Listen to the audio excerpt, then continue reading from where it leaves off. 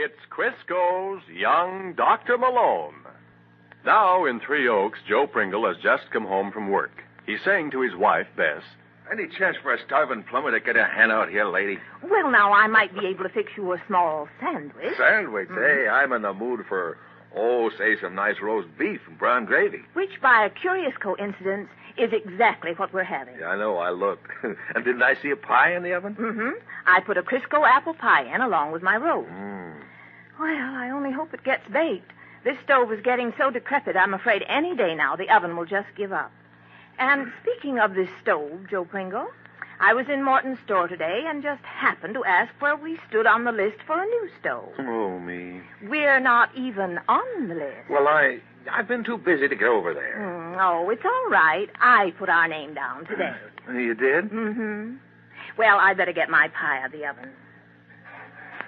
Oh, it sure looks good. Oh, say, while I was over at Mrs. Kennedy's on a job today, she was telling me how she served an apple pie at the bridge party. Hardly anybody could eat. I guess it was sort of embarrassing. Oh, I should think so. Anyway, I said to her, Madam, I said, what you need in your life is a can of Crisco. Hmm? There's a pie crust recipe printed right on the label. You follow that recipe and you'll get tender, flaky pie crust every time. Well, good for you.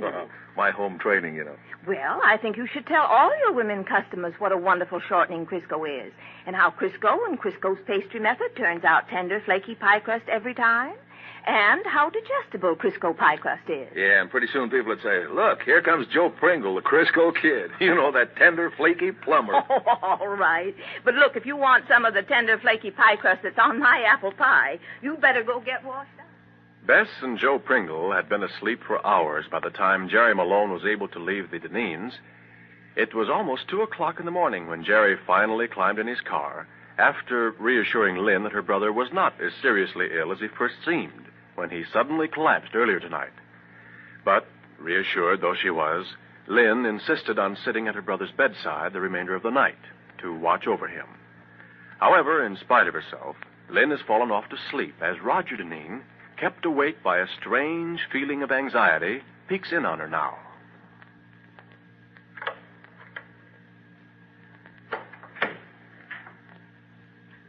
Lynn. Lynn. Asleep in the armchair. Him. Yes, he's asleep, too. Spoiled good for nothing. Written all over his face. Yeah, well, no point in disturbing them.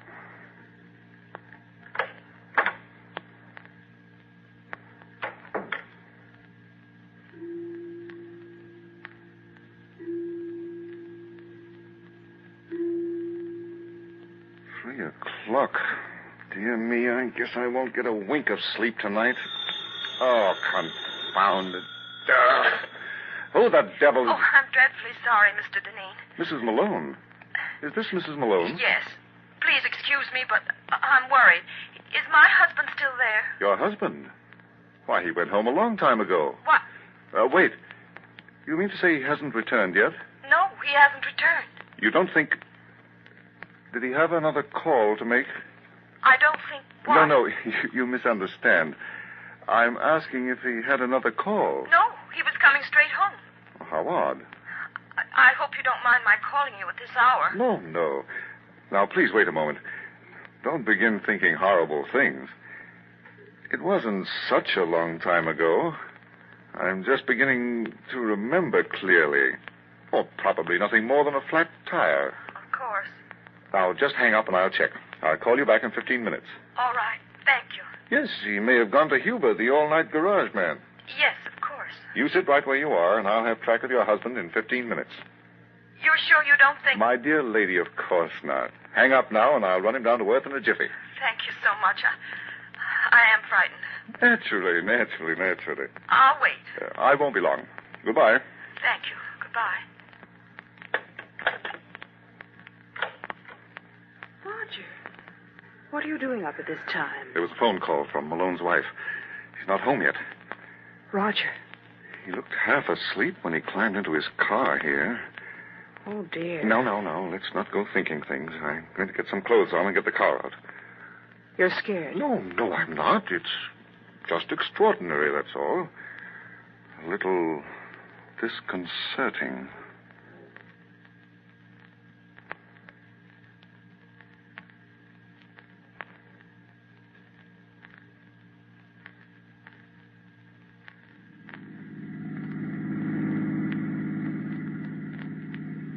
I wonder if disconcerting is the right word.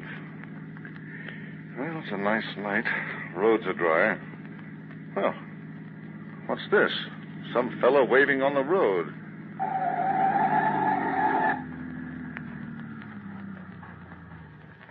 Yes, what is it? Hey, Yes, what is it? there's a tough one up there, mister.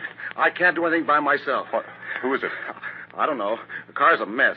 There's a man inside. Maybe he's dead. Now, listen. I'm Roger Deneen. Drive my car to the first house on your right toward Lincoln Falls. The lady will let you in.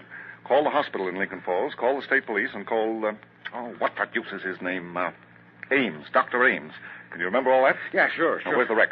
Up ahead there. You see, I was just driving. I don't give a hang where you were driving. Get into that car and do as I say. You hear? Yeah, sure.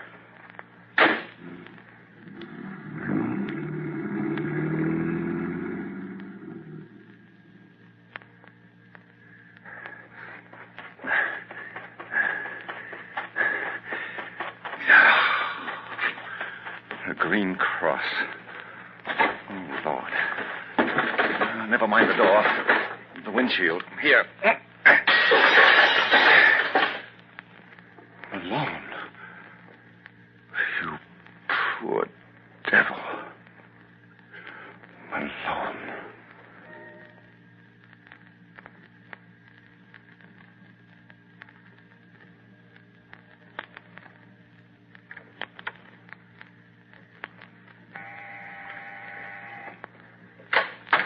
Mr. Deneen, I waited for your call. Something's happened. There's been an accident. Oh. Please let me sit down. Hold on to me. But We'll sit here a few minutes. Do you think you'll get hold of yourself?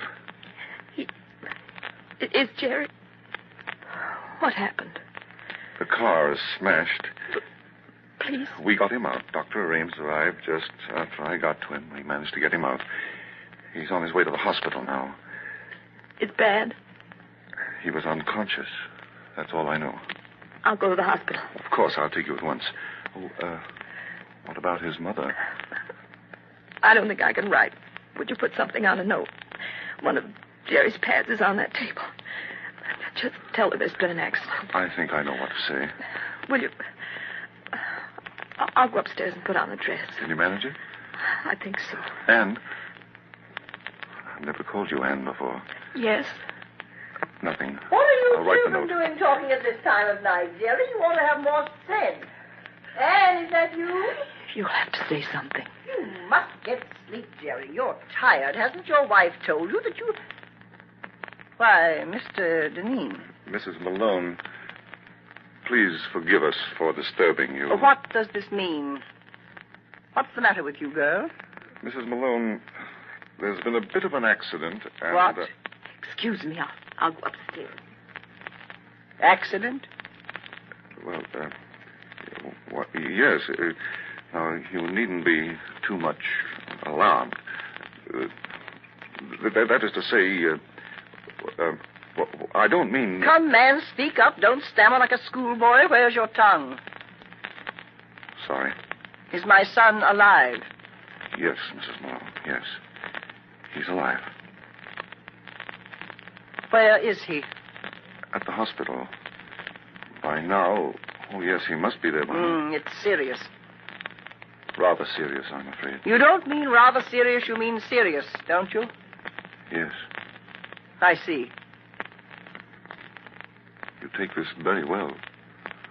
I admire you. You have a car, of course. Wait here. I want you to take me to the hospital right away. Be good enough to call Mrs. Morrison. We'll have to take the baby there. You'll find her number on a card. Do it right away. Yes, of course. I shan't be long. By George.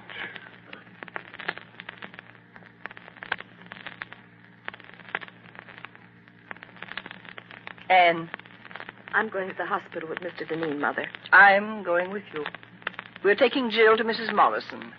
I've told Mr. Deneen to call her and wake her. Are you all right? Yes, I'm all right. He's told you, has he? It's serious, Mother. I know. Here now, let me tie that. Your hands are trembling. Thank you. There we are. Now, wait for me. I'll dress. And everything is going to be all right.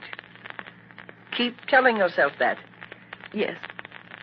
And if we have to face worse consequences, we must be ready for that, too. I know. Always remember this no matter what. Millions of people have gone through this experience before us and haven't been broken or beaten by it. I know. You're not going to be either. I'm not thinking of myself. No, but I am. Because if your husband is dead when we get there, it will be you. He's your son. I'm an old woman. The important thing is you, not me. Mother. Look, Anne. There's the dawn. Do you see?